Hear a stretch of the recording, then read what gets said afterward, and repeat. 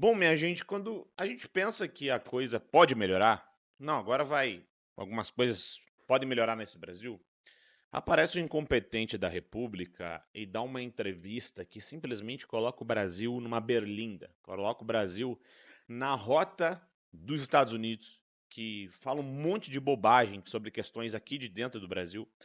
Só que assim, eu imagino que esse cidadão, o Luiz Inácio, ele ou bebeu ou tá senil, porque não tem mais condições de a gente aceitar isso como verdade. Aceitar que esse cara é o presidente da República. Aceitar que tudo isso está acontecendo no Brasil. Para vocês entenderem o que eu estou falando, prestem muita atenção no que eu vou mostrar para vocês agora. Para contextualizar, o Trump hoje se reuniu com o Netanyahu, né, o presidente de Israel, o primeiro-ministro de Israel, e nessa reunião ele falou em tomar Gaza. Por quê? Porque tem uma guerra entre Israel e o Hamas, lá os terroristas e tal. E ele falou em retomar Gaza, que os Estados Unidos vai pegar Gaza e vai passar a administrar Gaza. Com o intuito de quê? Parar a guerra.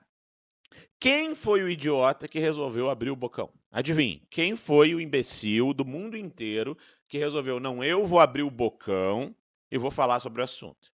Ele mesmo, senhor Luiz Inácio.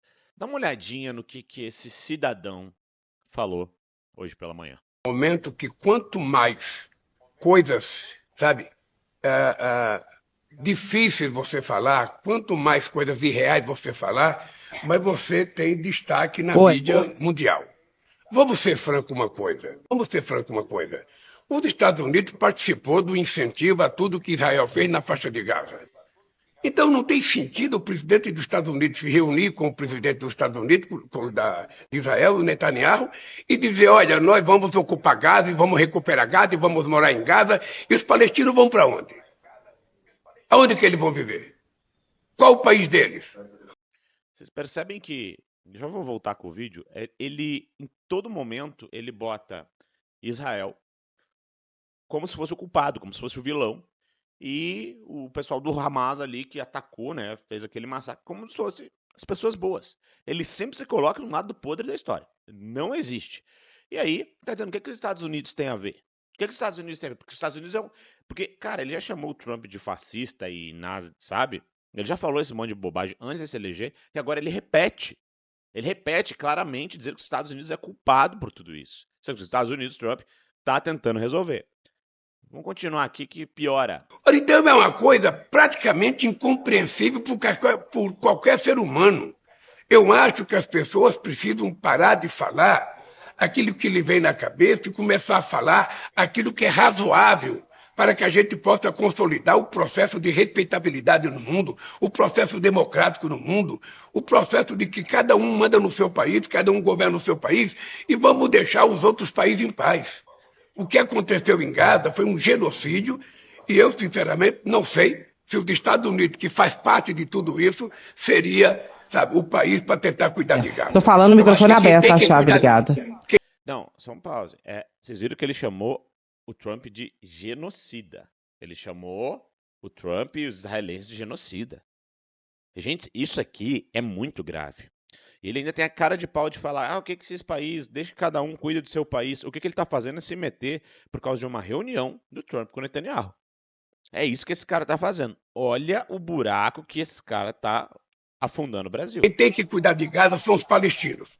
O que eles precisam é ter uma reparação de tudo aquilo que foi destruído para que eles possam reconstruir, sabe, as suas casas, os seus hospitais, as suas escolas e viver dignamente, com respeito. É por isso que nós defendemos a criação do Estado palestino, igual o Estado de Israel, e estabelecer uma política de convivência harmônica, porque é disso que o mundo precisa.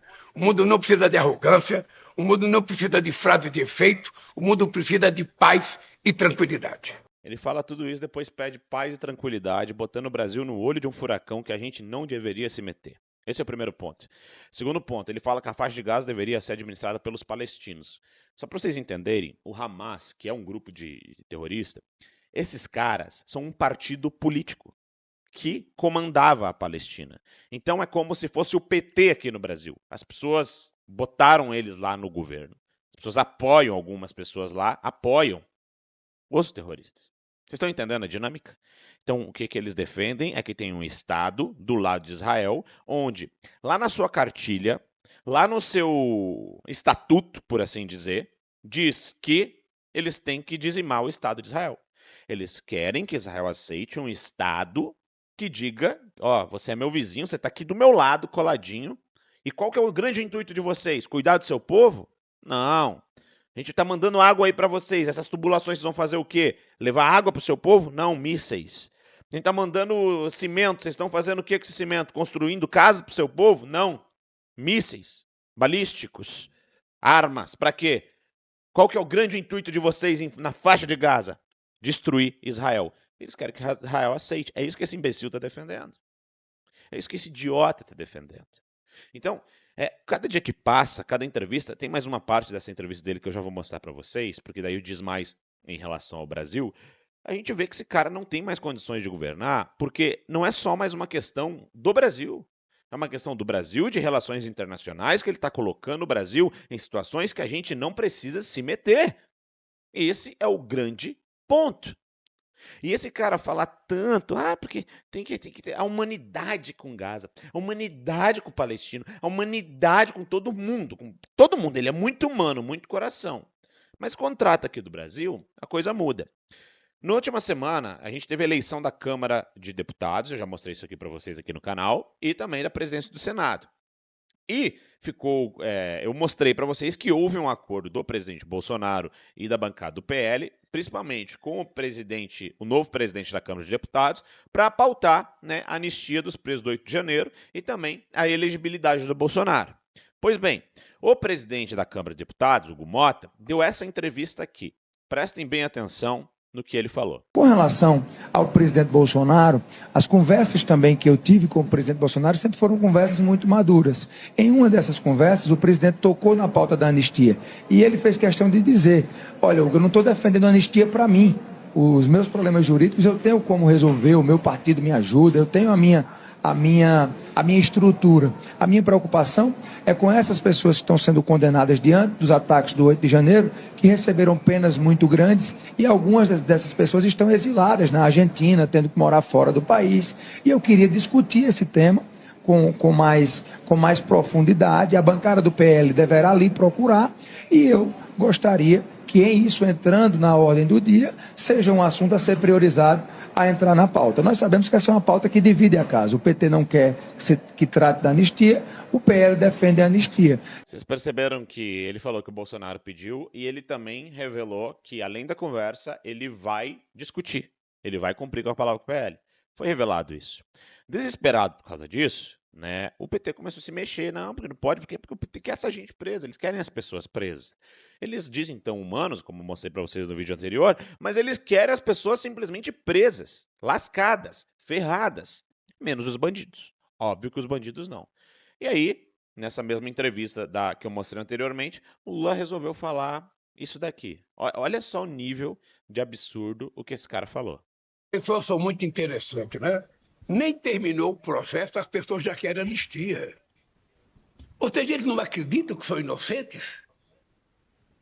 Eles deveriam acreditar que ele foi inocente e não ficar pedindo anistia antes do juiz determinar qual é a punição.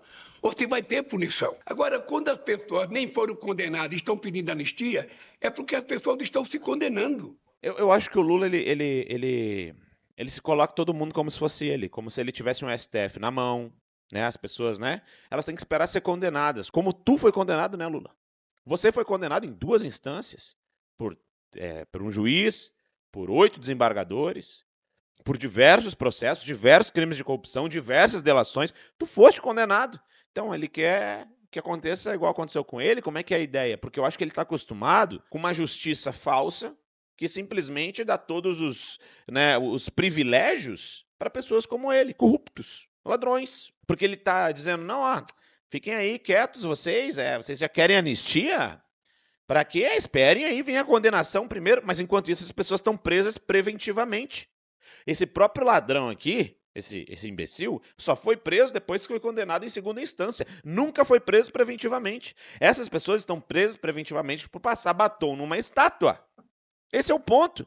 Então ele quer que as pessoas simplesmente aguentem firmes e presas até serem todas condenadas, daí sim vir falar em anistia, como se eles fossem falar em anistia. Por quê? Porque eles têm que manter viva a tal da narrativa do golpe. Porque a única coisa que o Lula e o PT têm hoje é ficar falando de golpe, golpe, golpe, golpe, golpe, sofremos o golpe, vota em mim para salvar a democracia. Por quê? A economia vai mal, o governo é uma porcaria, nem o PT, gente. Gente, escuta o que eu tô falando. Nem o PT não tá aguentando mais o Lula. Rony, você tá ficando louco. Não. Olha essa matéria aqui. Da CNN, imprensa paga. Olha só o que esse jornalista fala, só para vocês terem ideia do nível que já chegou esse governo, onde eles estão procurando de todas as formas, alguma forma de aumentar a popularidade do PT, e não estão conseguindo. Não conseguem. Veja bem. Mas agora a gente vai voltar os olhos para o Brasil, porque a crise chegou brava e chegou dentro do Partido dos Trabalhadores. Antes, se ouvia críticas ao governo Lula fora, nos partidos do Centrão, na oposição. As críticas agora são feitas dentro do partido. Para o Partido dos Trabalhadores, você tem uma avaliação de que há uma necessidade de mudança urgente no governo do presidente Lula. Segundo dirigentes petistas com quem eu conversei, a gestão federal não tem atendido a expectativa da população e precisa de um, abre aspas, me disse um dirigente petista, um chacoalhão urgente.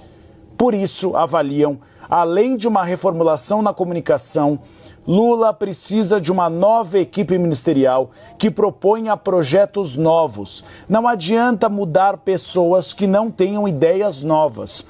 São necessários nomes que tragam frescor, que tragam rumo ao governo federal. Esse é o termo que me foi utilizado.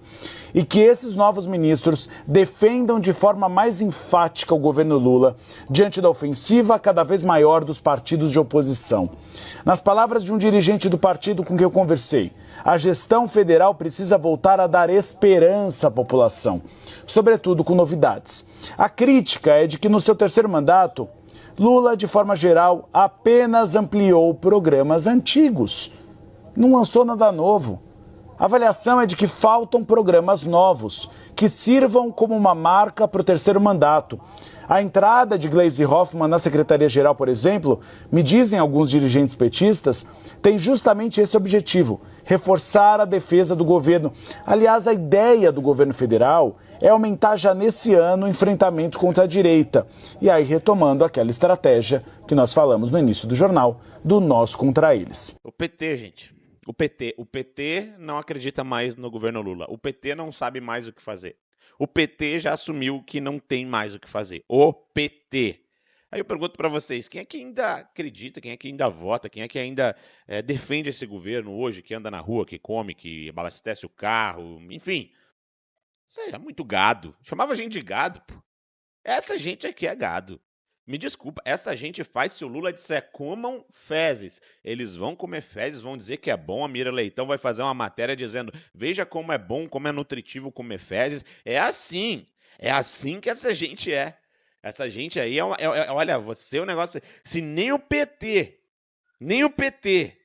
não tá mais conseguindo passar pano pro governo Lula, imagina como é que tá o resto da população brasileira ou aqueles que fizeram L pela democracia, porque, como eu disse agora há pouco, a única pauta que eles têm é o 8 de janeiro, por isso que eles não querem anistia de jeito nenhum, porque, segundo eles estão salvando a democracia da fome, a democracia da miséria, a democracia da gasolina a quase R$8, a democracia do dólar a 6, a democracia onde tu não consegue comprar um café, a democracia onde você não consegue comprar uma laranja, a democracia onde você não consegue comprar um arroz. É essa democracia que eles estão defendendo. Democracia, entre aspas, né? Porque tem algumas coisas surgindo aí. Então, minha gente, vou dizer um negócio pra vocês. Tá ruim? Tá complicado. Mas eu tenho uma solução aqui pra vocês, pelo menos vocês que me acompanham. Você que quer fazer renda em dólar, você quer aprender a ganhar dinheiro em dólar. Por que é bom ganhar dinheiro em dólar, gente? Porque você não vai sentir o peso da inflação brasileira. Né? Se você ganhar em dólar, se o dólar subir, você vai ganhar mais dinheiro. Se o dólar cair, você vai continuar recebendo em dólar. Então, você vai ter uma estabilidade financeira muito maior. E como fazer renda em dólar? Não estou dizendo para você comprar dólar, é fazer renda. Tem alunos nossos aí que estão fazendo 200, 300, 400, 1.000, 2.000 dólares por semana. Agora converte vezes 6 aí que você vai descobrir o que dá para você fazer. Então a gente vai te ensinar, é só clicar aqui, tem uma aula grátis te esperando. Você só precisa do quê? De um celular ou de um computador aí disponível com internet. Só isso. Ah, mas eu não falo inglês, eu não sei. Gente, é só seguir um passo a passo, é praticamente copia e cola. Se você seguir esses passos, você vai aprender a fazer a sua renda em dólar. Vai ser primeiro uma renda extra, eu garanto, mas em pouco tempo vai virar a sua renda principal. Então não perde essa oportunidade, clica aqui embaixo, faz a tua renda e forte abraço. Até o próximo vídeo. Para começar a minha fala, eu quero dizer que nos dias de hoje, ser vaiado por petistas é sinfonia. A melhor coisa hoje em dia é ser vaiado por petista. Porque ser vaiado por petista é que você está no lado certo.